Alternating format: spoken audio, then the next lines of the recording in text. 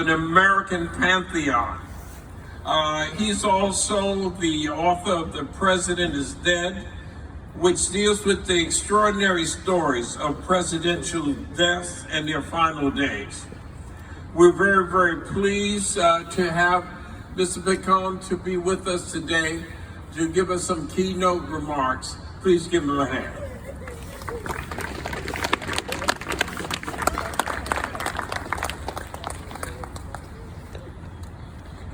All right, Little John is a pretty tough act to follow there, but I'll do my best.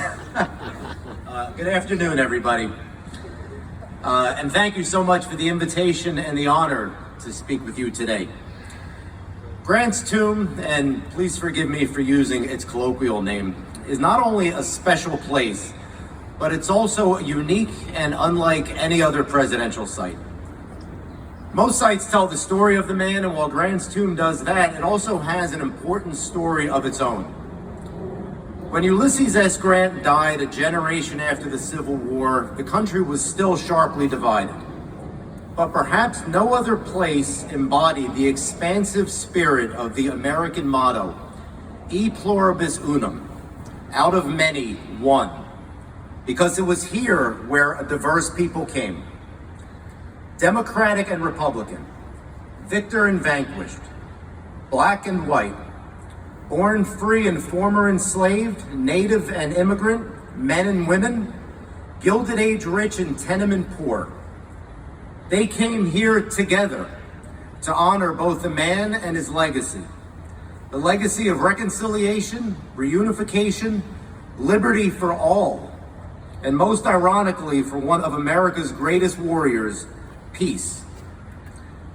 Thus, I appreciate the honor to help commemorate not one but two birthdays, Ulysses Grant's 201st and the 126th of Grant's tomb, dedicated on this day in 1897.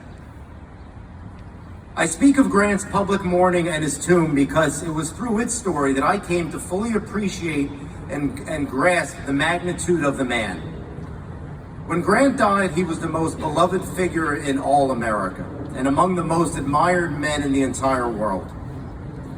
Regarding Grant's public mourning, superlatives abound. The largest funeral in American history, the greatest gathering of soldiers in peacetime, the largest public funding effort, and the grandest tomb in North America to this day.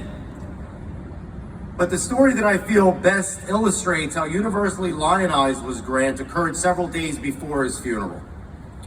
For such a great man, no ordinary coffin would do, so the Stern Manufacturing Company in Rochester designed a new one. Polished oak lined with polished copper, solid silver handles, interior of the finest purple silk velvet, and adorned with a gold nameplate simply engraved U.S. Grant. It was extolled as one of a kind and the finest ever made in this country.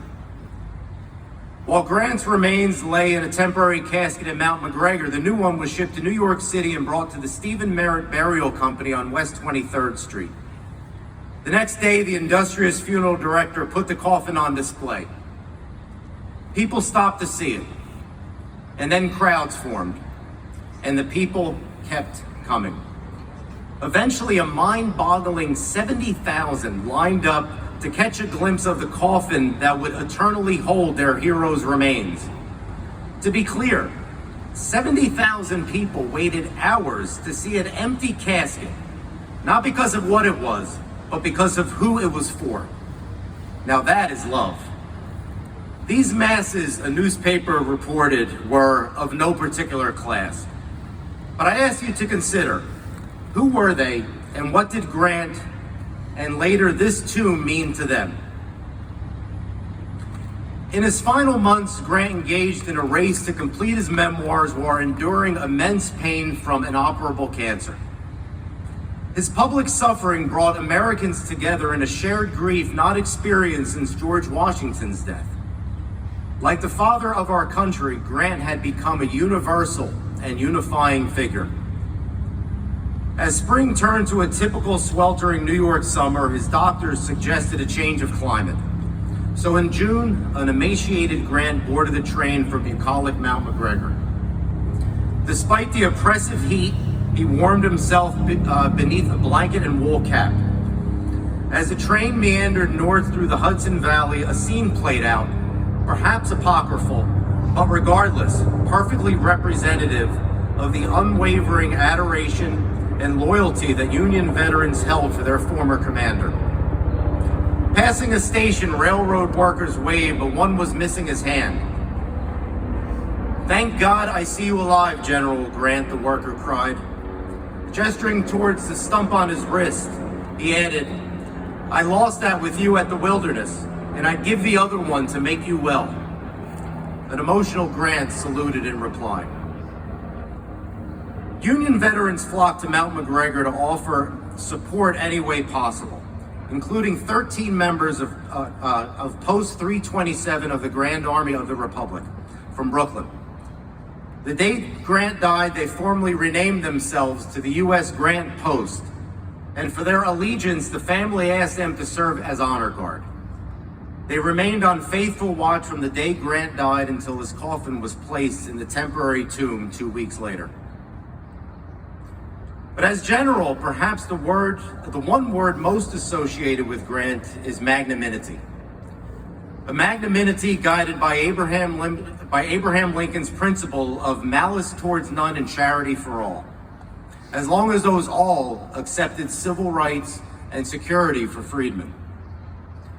Many referred to the generous terms that Grant gave Lee's army at Appomattox, but there was many lesser-known examples of compassion for Southern citizens during occupation, and generosity towards captured soldiers, and his refusal to gloat over Confederate defeats. He understood victory did not mean conquest, but rather it signaled the beginning of the process of returning white Southerners and welcoming the former enslaved to the American political family.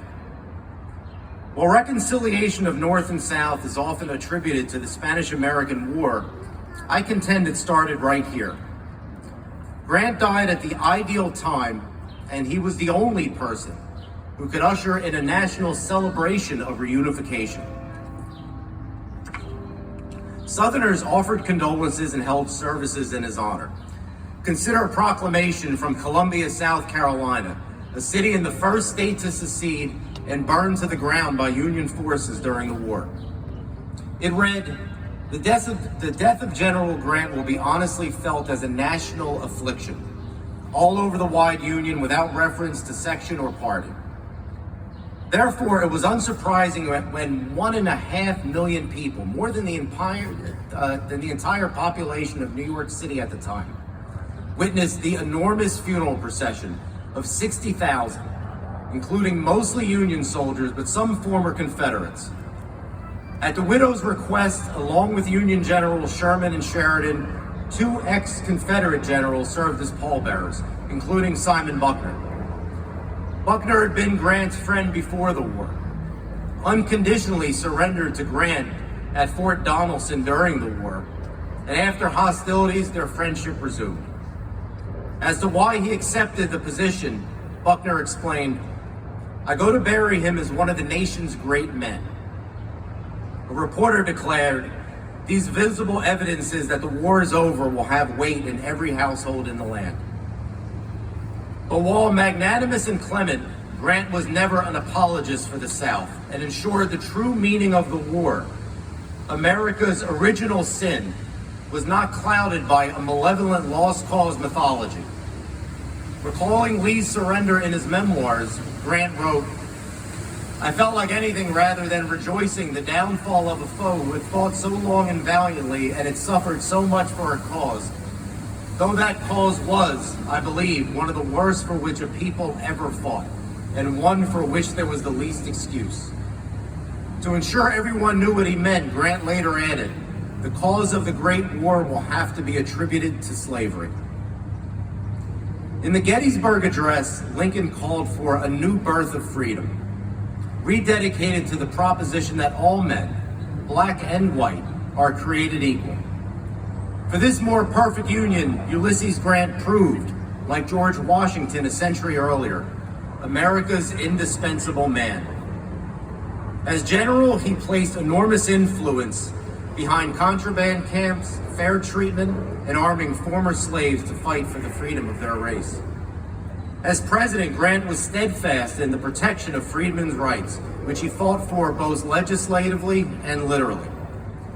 He presided over the passing of the 14th Amendment to grant former slaves the rights of citizenship, the 15th Amendment to grant the right to vote regardless of color, and to protect those rights, he used the military under the Enforcement Acts to crush the cowardly and terroristic Ku Klux Klan and passed a landmark Civil Rights Act.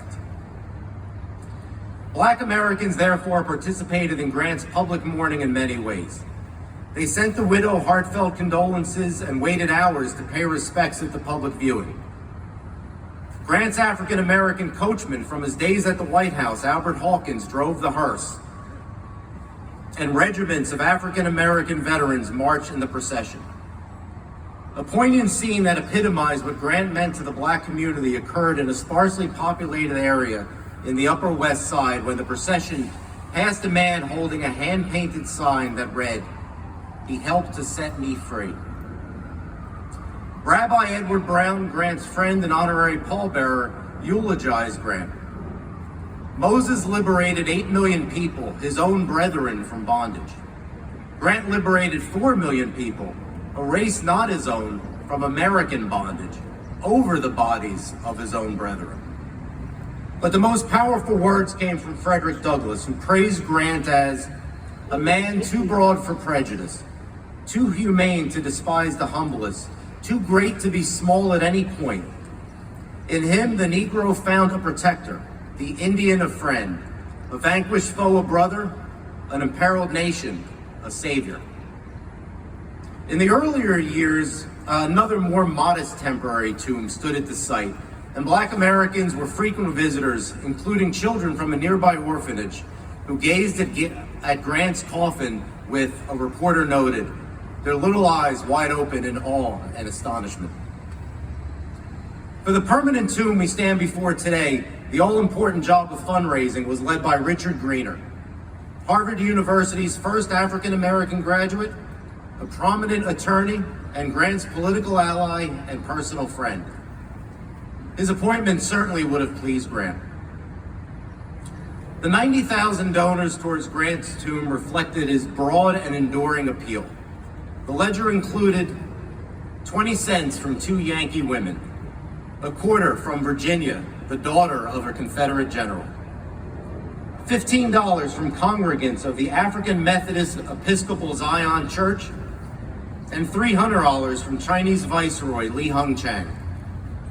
The two had met years earlier on Grant's world tour, became fast friends, and the Viceroy asked Grant, who as president had set the international precedent for peaceful arbitration, to help negotiate a treaty with Japan over disputed islands.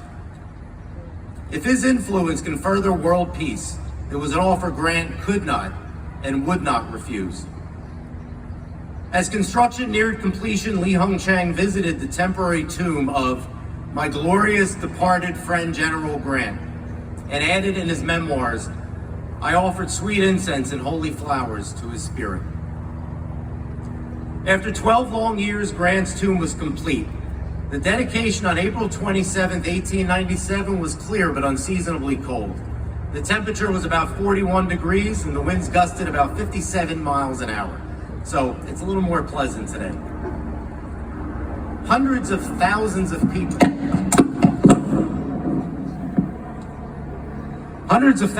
people, sorry about that, filled this space before us today. I'll hold it.